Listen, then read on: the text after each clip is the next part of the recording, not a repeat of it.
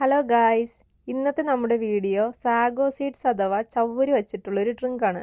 കാണാനുള്ള ഭംഗി പോലെ തന്നെ കഴിക്കാനും അടിപൊളി ടേസ്റ്റാണ്. ഇതിനായി ഒരു ബൗളിലേക്ക് കുറച്ച് സാഗോ സീഡ്സ് ഇട്ട് കുറച്ച് വെള്ളം ഒഴിച്ച് ഒരു 2-3 മണിക്കൂർ കുതിർക്കാൻ വെക്കണം. ഒരു 2 hours കഴിഞ്ഞാൽ ഈ സീഡ്സൊക്കെ നല്ലതുപോലെ വലിപ്പം വെച്ച് കുക്ക് ചെയ്യാൻ റെഡിയായി കിട്ടും. ഇനി ഇത് നല്ല തിളയ്ക്കുന്ന വെള്ളത്തിലേക്ക് ഇട്ട് ഒരു 15-20 മിനിറ്റ് നല്ലതുപോലെ കുക്ക് ചെയ്തെടുക്കണം. ഈ സീഡ്സൊക്കെ നല്ലതുപോലെ കുക്കായി കഴിഞ്ഞാൽ ഒരു അരിപ്പയിലേക്ക് നമുക്ക് അരിക്കാം.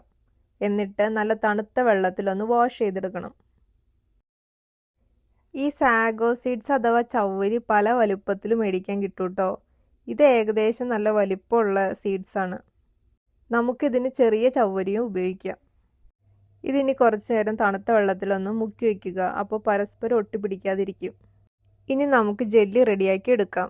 ഇൻസ്റ്റൻറ്റ് ജെല്ലി പൗഡറിലേക്ക് നല്ല തിളച്ച വെള്ളം ഒഴിച്ച് തരികളില്ലാതെ നല്ലതുപോലെ മിക്സ് ചെയ്തെടുക്കുക.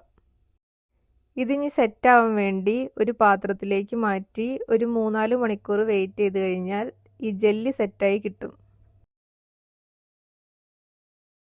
ഇനി ഈ സെറ്റായ ജെല്ലി ചെറിയ ചെറിയ ക്യൂബ്സുകളാക്കി മുറിച്ചെടുക്കാം.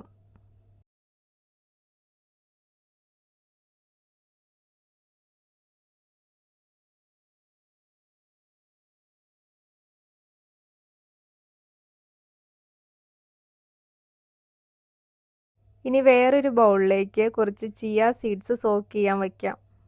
ഒരു 1 hour ഇത് റെഡിയായി കിട്ടും. ഇനി എളുപ്പത്തിൽ ഡ്രിങ്ക് റെഡിയാക്കാം.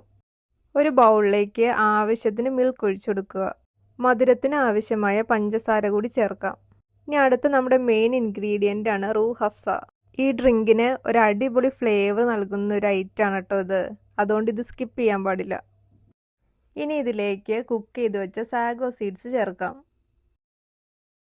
ഇതൊന്ന് മിക്സ് ചെയ്ത ശേഷം നമ്മൾ നേരത്തെ റെഡിയാക്കി വെച്ച ജെല്ലി കൂടി ചേർത്ത് നല്ലതുപോലെ മിക്സ് ചെയ്തെടുക്കുക.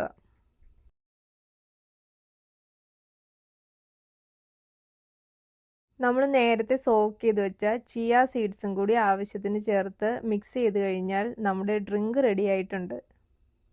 ഈ ഡ്രിങ്ക് ഒരു തവണ കുടിച്ചാൽ നിങ്ങൾ എന്തായാലും ഇതിൻ്റെ ഫാനായി പോവും. അപ്പോൾ ഈ റെസിപ്പി ട്രൈ ചെയ്തിട്ട് എല്ലാവരും നിങ്ങളുടെ കമൻസ് അറിയിക്കണേ. അപ്പോൾ നിങ്ങൾ ആദ്യമായിട്ടാണ് എൻ്റെ ചാനൽ കാണുന്നതെങ്കിൽ ഒന്ന് സബ്സ്ക്രൈബ് ചെയ്ത് സപ്പോർട്ട് ചെയ്യണേ.